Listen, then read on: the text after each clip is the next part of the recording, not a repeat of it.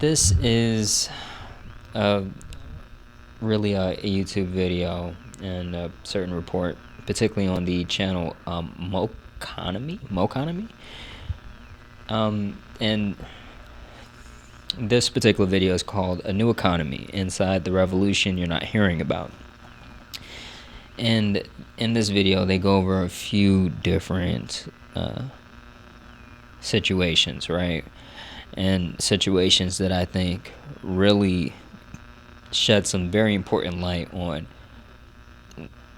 how we maybe could take things forward in this renaissance, and also just affirm the idea that has been really brewing in terms of with my particular project of the Foundry in general, right?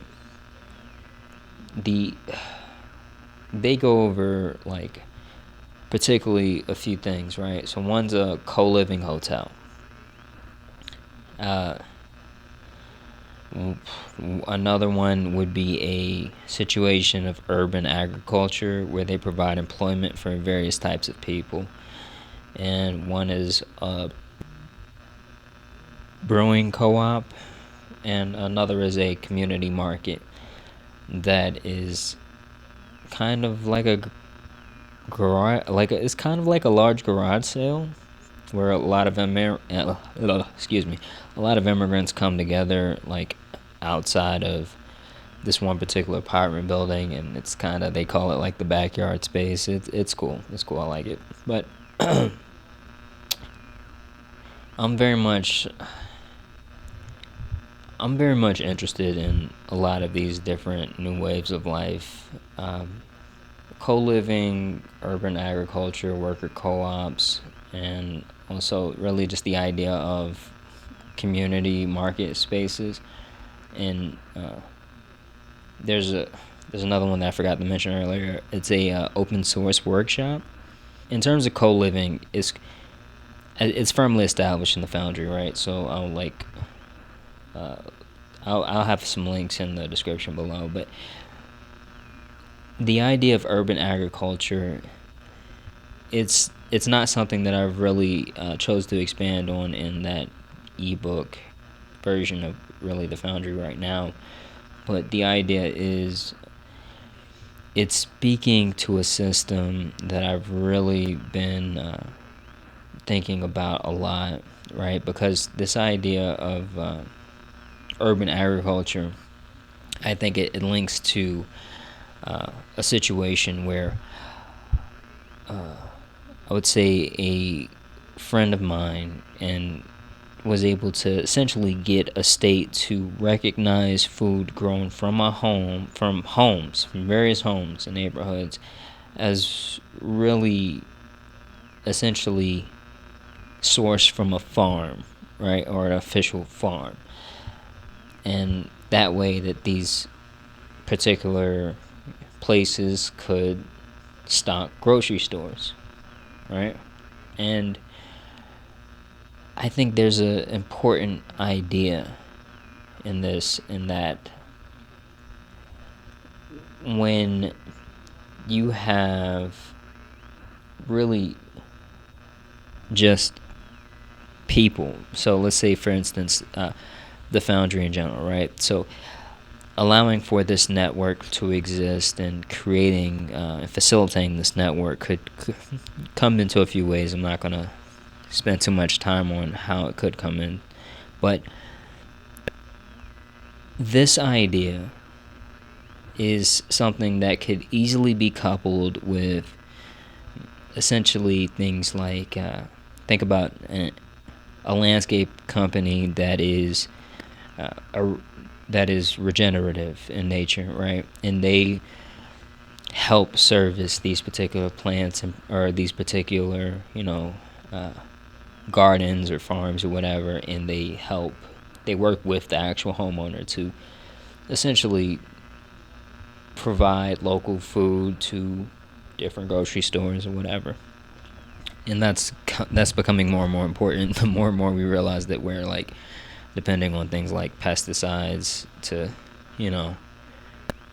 a very toxic degree. And we for those that don't know, our politicians abroad, they're basically like salespeople for Monsanto and, defense contractors basically. But also, just the idea of Monsanto being on that list is crazy because there's a point in I think it was like some kind of WikiLeaks book where they were talking about how like this idea of Monsanto being able to provide fertilizer was essentially sold as the countries being more advanced or something. Like it was, or it's more like technologically advanced. The way they sold that, I was like, I looked at everybody, or I looked around. I don't remember where I was, but I was just looking around like, are you like, this is, we can't be living here. We can't be living here right now. But we really, but we really are. That's pretty crazy. But we gotta start thinking about things like what farming really looks like. I mean, I don't even know how you sell. Like, how do you come out of your mouth and say that this is technological advancement? In terms of like, oh, this idea, GMO food is actually technologically advanced food. I'm like, wow, this is interesting. Let's not mention like the health risk of any of this stuff, I suppose. Like, what the? It's crazy, but I mean, it's life. It is life. It is life right now. And in terms of this idea in general, like regenerative farming, I think is going to become more and more prevalent, especially with the deregulation going on with like a lot of these guys. But the linking, I'm gonna link this in the description in terms of a Substack where I tease everyone with the paywall, like for the Foundry Research and Development series, and that's where essentially I'm gonna post like more about different things. But my first article should be up by the time you see this, and it's gonna be about really mesh networks or local internet in terms of how the Foundry could potentially come with local internet or local internet systems and promote local networks. Now, with this video, I started to really think about specifically exploring brewing as a co-owned business, right? Because they had this co-owned brewery that was really cool, and I was thinking,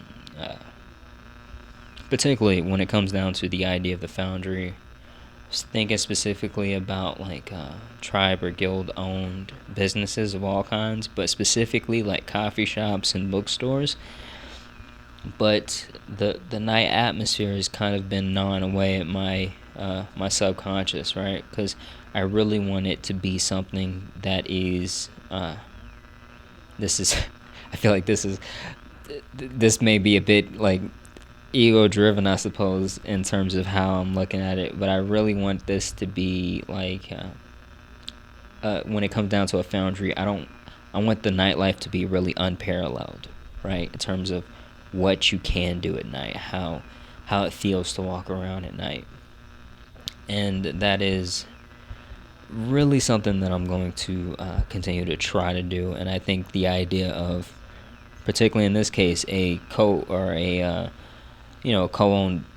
brewery company is something that could definitely facilitate that in a few ways. But of course, it has to be there has to be a balance in terms of the sober nightlife stuff in general too. So we'll have to think about that. But in general, that's definitely something that really I like to really pair in my head with nightlife. And this this idea of really a community marketplace in general,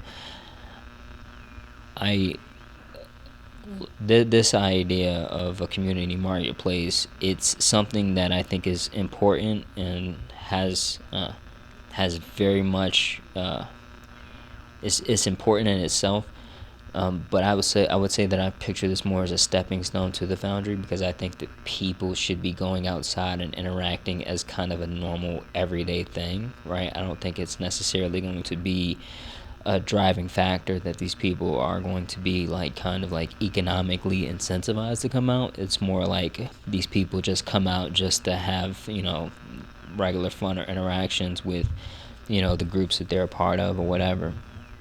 But also, the idea of it being a stepping stone is really due to the idea of a, what is it called, a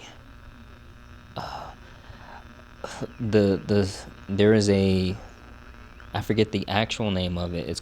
I call it the recycle, and I think I got that name from like, I think it was, I want to say it was somewhere in Germany, where they were taking essentially just recycle goods and making it something. But I want it to be something to where like people are able to essentially have stores there, or have stores of things there, and essentially have their things stored there, and people can essentially just come and shop there. But the money doesn't, like, Goodwill's apparently like really like predatory, and don't quote me on this, I haven't looked this up too well, but the idea is that they could be getting these donations and being actually very like surprisingly profitable with the idea of them getting donations with different people and being a source of donations. But I want this place in particular to be something that works with the people, so the amount of money that they get is the people get a really and there's an understood between the percentage that these people in these buildings will be able to get versus on the actual products that they have in that place. So essentially, this place would be just essentially a middleman for the local populace in a lot of cases. The last thing, the last piece, I think, was the open source lab, right?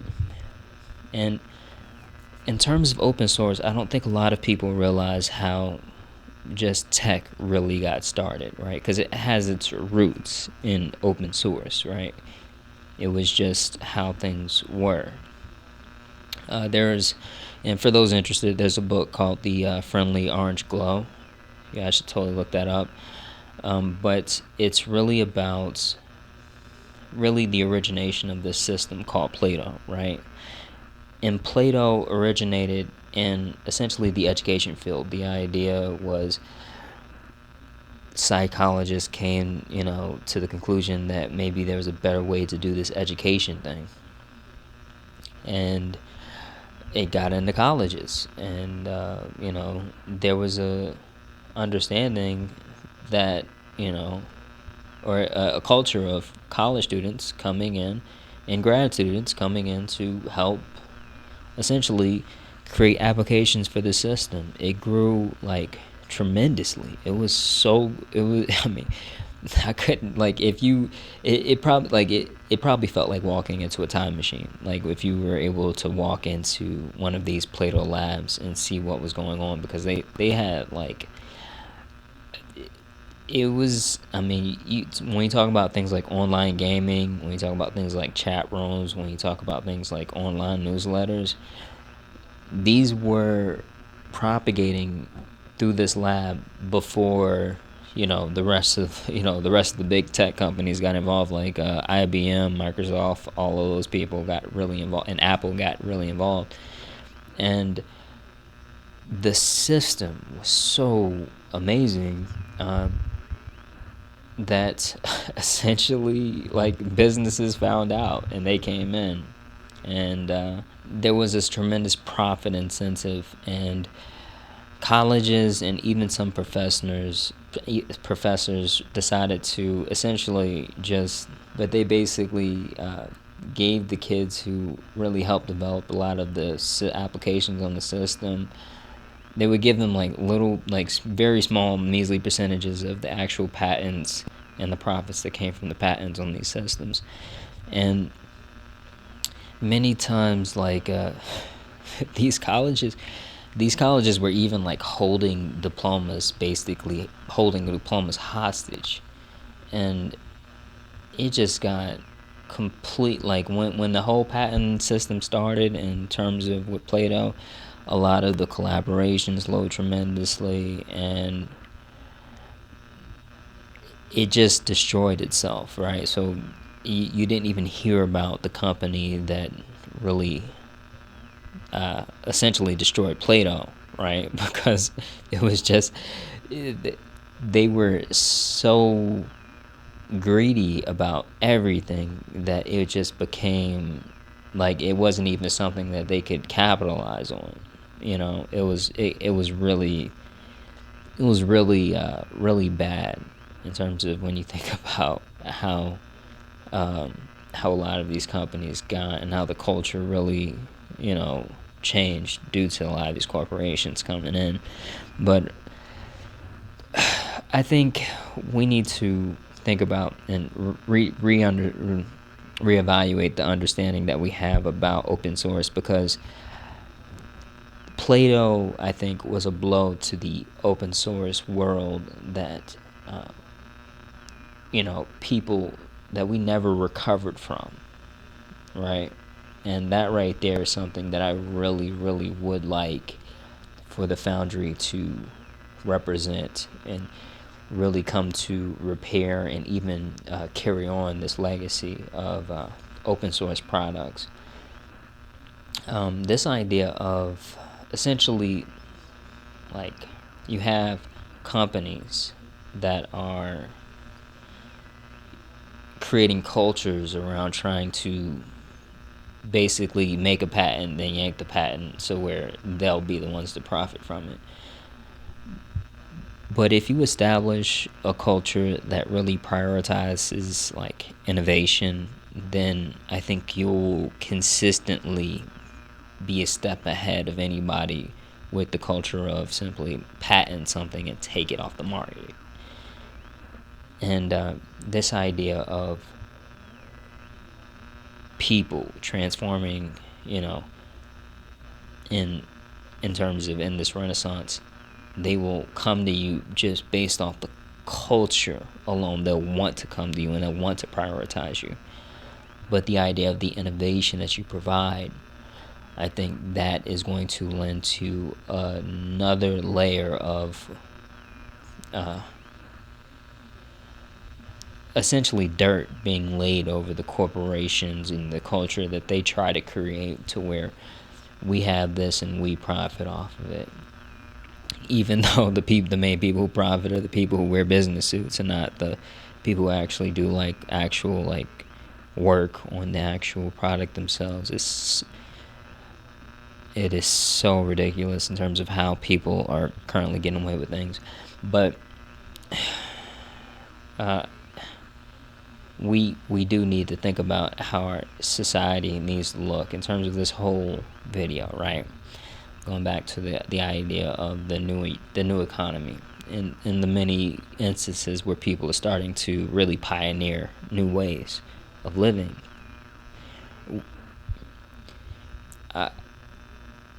I'm particularly invested in,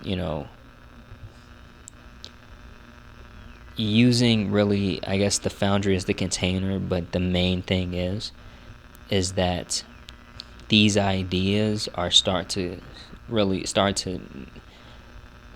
come out and propagate and start to take form more and more and more. So the idea of the Foundry is built on a system of really not yielding to essentially being, the demands of other people, right? So in terms of actually being more diplomatic in a lot of situations, I think there's a lot less room with the Foundry, but I want, people to and I want people to understand that. I think personally that those give and takes that we kind of do as we bring new ideas to the forefront, they allow for a lot of parasitic pieces of our society to persist. And the Foundry is meant to essentially be a representation that corruption and a lot of these in the sick society that we live in is coming to an end. So there is going to be a lot less room to move, but I want you guys to all take really note about what you can do. Even if there is a particular give and take with your particular situation. Regardless, I think moving forward is that there is value in the diplomacy, right? So there's a guy right now proliferating the space in terms of like with more like liberal left leaning media, right? And he's like what I for I'm not even gonna mention his name, but the idea is this guy is like known as kind of like the the apologist for the left wing, right? And the idea is he's more like, oh yeah, like MAGA has a whole bunch of good points and stuff like that, and he's giving he's giving up tremendous ground, I think, to a lot of people, especially in the left wing space. A lot of people see him as kind of a fake a fake lefty or something, basically. But I think there is diplomatic value into what he's doing, right? I am in no way in favor of what he's doing, but I do think there is diplomatic value in that, right? In terms of being able to say, oh, with particularly things like war, like, oh, well, Trump just bombed Iran, we may enter World War III now, and him being able to wake up a larger base of MAGA people than normal like lefties that are always on high alert about Trump and MAGA and stuff like that. Because maybe they'll listen to or they'll look at us and I said us. I'm not. I'm firmly independent, I suppose. But the idea is they'll look at like the left and they'll say these guys are always up in a roar about whatever Trump's doing, but this guy, maybe there's something to hear here. And like I said, I think there's better ways for him to do it, but and I'm not going to endorse it, but I do see the value in terms of having that diplomatic understanding. So I am firmly rigid in a lot of these things, a lot of these concepts that I talk about with the Foundry, and I'm not gonna essentially have the name Foundry come with all these give and takes to where you got like big banks persisting or stuff like that. Yeah, where like more local banks aren't coming up because of the deals we made to finance certain things. I'm not in favor of that. And I mean, if it ever comes to it, just take what's useful and discard where you need to do some give and take, or discard what's not useful in general.